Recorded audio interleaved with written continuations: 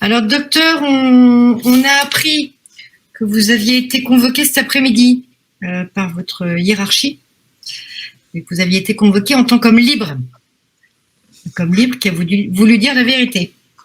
Est-ce que vous voulez, est-ce que vous pouvez partager avec nous votre sentiment sur cette convocation qui a eu lieu donc il y a quelques heures? Ouais.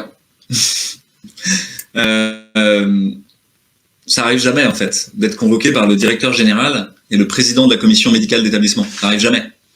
Ça arrive jamais à un simple praticien hospitalier comme moi. Donc quand ça arrive, vous avez reçu quelques petits coups de semonce avant. Effectivement, j'ai reçu quelques petits coups de semonce avant, des sommations quoi, comme en manif. Et donc les premières sommations, c'est mon chef de service qui m'a expliqué que c'était inadmissible ce que je disais, que il fallait pas que je passe à la télé, etc. Et puis j'avais reçu déjà un mail en fait du président de CIME qui m'avait dit que c'était scandaleux, etc. Donc je savais déjà en fait un petit peu. Et en termes d'émotion, quand j'ai reçu le mail il est très froid. Il dit juste vous devez être là à tel endroit à telle heure. Point. Il n'explique pas pourquoi. Mais vous sentez bien que vous allez passer dans une sorte de procès. Et puis il s'est passé un petit truc un peu miraculeux entre-temps. C'est qu'en fait la communauté de Réinfo Covid, le collectif dont je suis le porte-parole, c'est ému de ça, s'est dit on va pas laisser taire cette voix-là quoi. On aime bien quand Louis il parle en fait, on pense que c'est juste, que c'est courageux, que c'est aligné, que c'est et donc on va pas laisser faire. Et donc il y a eu un déferlement d'emails qui sont partis vers les mails du directeur de l'hôpital, du directeur général de la PHM, qui est un très haut fonctionnaire, hein, et puis vers le président de commission médicale d'établissement, qui est un professeur qui en gros est le big boss de tous les professeurs et de tous les médecins de l'hôpital, et puis de tout la PHM, qui est vraiment une grosse structure à Marseille, hein, c'est un gros truc. Et je vous vois plus, mais c'est peut-être normal. La régie t'a mis en grand, c'est pour ça. D'accord. Et donc tous ces mails sont partis. Et en fait, les mails, c'est même pas un mail type, quoi. Les gens ont tous écrit un par un pourquoi ils voulaient me défendre, en fait. Et l'ambiance a changé complètement. Déjà pour moi, dans l'après-midi, ça va vous paraître étrange ce que je vais vous dire, mais d'un moment où j'étais plein d'anxiété, où j'ai dit à ma femme, qu'est-ce que je fais, quoi. Est-ce que je vais garder mon boulot, c'est pas sûr. Et pourquoi je pensais ça, c'est pas que je suis paranoïaque, c'est qu'il y avait eu des coups de semonce et que c'est déjà arrivé dans d'autres hôpitaux. Il y a quelqu'un qui s'appelle Pascal Sacré, qui travaille en Belgique, à Charleroi. Lui, il s'est fait convoquer comme ça, et puis on lui a dit, en fait, cet après-midi, tu pars, tu prends tes affaires, c'est terminé, tu reviens pas. On a dans le collectif quelqu'un qui s'appelle Vincent Pavant, qui est mathématicien, chercheur en mathématiques fondamentales, et qui fait des cours à la faculté, à l'université. Il a dit, moi, je mettrai pas mon masque dans les amphis. Je le mettrai juste pas, parce que je suis à 30 mètres du premier étudiant, ça a aucun sens, je ne me soumettrai pas.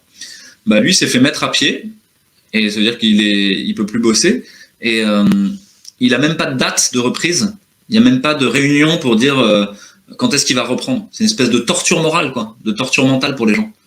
Et on dit c'est sine-die, il est mis à pied sine-die, sans date. Donc il sait pas. On a Bénédicte Helfer, on a Jean-Michel Crabé qui a été convoqué à l'ordre des médecins, on a etc. Bref, tous les gens qui l'ouvrent un petit peu, ils se prennent un coup derrière les oreilles immédiatement. Mais il se trouve que là, Réinfo Covid et puis les gens qui sont autour, en partie vous, ils commencent à se souder en fait. Ils commencent à sentir qu'il y a vraiment quelque chose qui va pas, il y a quelque chose de pourri dans notre système. Et le Covid en est que la petite cerise sur le gâteau, quoi, qui va finir la tyrannie. Mais les gens, ils le sentent vraiment. Et donc, ils ont tous écrit. Et il y a eu 5000 mails qui sont arrivés sur la boîte du directeur général et la boîte du président de CME et la boîte de la secrétaire du président de CME. Et, 5000, c'est ce qu'ils m'ont dit eux, hein, je sais pas si c'est ça ou si c'est plus. Eux, ils m'ont dit, voilà, il y en a au moins 5000, quoi. Après, on a arrêté de compter. Et ça a complètement bloqué leur mail, en fait. Ils pouvaient plus rien faire, quoi. Donc il est un peu obligé de les lire, quoi, parce qu'en plus, il pouvait y avoir des mails importants qui s'intercalent avec les mails des autres. Donc ils ont été quand même bien embêtés. Et surtout, ils ont pris la mesure, ils ont pris conscience que c'était pas le docteur Fouché qui était tout seul dans un coin, qui était un fou furieux et qui racontait n'importe quoi. Ils ont pris conscience que derrière, en fait, il y avait plein de monde. Il y avait les gens du départ, c'est-à-dire des soignants, des médecins, des chercheurs, des universitaires, des citoyens, des artistes, des instituteurs, des professeurs, des directeurs d'établissement. Je vais vous dire un secret, dans le collectif, il y a même des gens qui sont des hauts fonctionnaires, c'est-à-dire qui travaillent dans des administrations clés en fait, et qui pensent qu'il y a un problème. On a même des directeurs d'hôpitaux dans le collectif, qui restent en sous-marin parce qu'ils veulent pas dire qu'ils sont ça. Mais en fait, il y a tout ça. Et en plus, ce collectif, vous avez compris qu'il y a tous ces gens derrière, mais notre idée, c'était vraiment de mettre en lien les gens, de dire à partir du moment où les gens seront en lien, bah là, ils vont avoir de la puissance. Et c'est un peu l'idée de Réinfo Covid, je rebondis sur cette histoire-là, c'est que cette histoire, elle nous montre qu'en fait, on a des mains, on est des mains dans le réel. On n'est pas juste en train de penser, on n'est pas juste en train de s'énerver derrière son écran, on n'est pas juste en train de gueuler sur un plateau télé. En fait, ça y est, Réinfo Covid et les gens qui sont autour commencent à agir dans le réel. Et ça, c'est hyper satisfaisant. Parce que ça veut dire, en fait, ça y est, on a pu sauver notre chevalier, là. On a pu l'empêcher de se faire bouffer, quoi. Et c'est pas moi j'ai rien fait, en fait. Moi, je suis juste allé dans la caverne pour aller contre le dragon, quoi, à la fin. Et le dragon a juste dit, enfin, là, le président de CME et le directeur général, ils ont juste dit, ah non, mais en fait, voilà, c'est vraiment une discussion cordiale, ils sont venus me chercher avec un peu obséquieux, etc. Il y a eu un sbire qui est venu m'amener jusqu'au bureau, alors que normalement, je serais monté tout seul, voilà, et je serais me présenter au secrétariat en disant, en fait, je suis convoqué, voilà, pour prendre ma sanction et me prendre un bon coup derrière les oreilles, et me dire de me taire, en gros. Mais en fait, ça s'est pas passé comme ça du tout.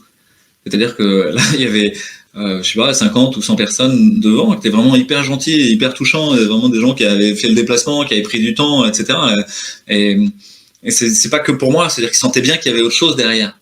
Il y avait une injustice, il y avait quelque chose qui allait pas. Il y a la liberté d'expression qui était bafouée et la tyrannie qui était en marche, là, hyper en marche, qui était en cours. Et donc tous ces gens-là sont venus et il y avait FR3 aussi. Et en fait, devant la direction, ils avaient préparé 5 ou 6 personnes de la sécurité. Il n'y a jamais 5 ou 6 personnes de la sécurité devant cette porte. Il n'y a personne normalement. Et là, ils avaient mis des gens parce qu'en fait, ils ont peur.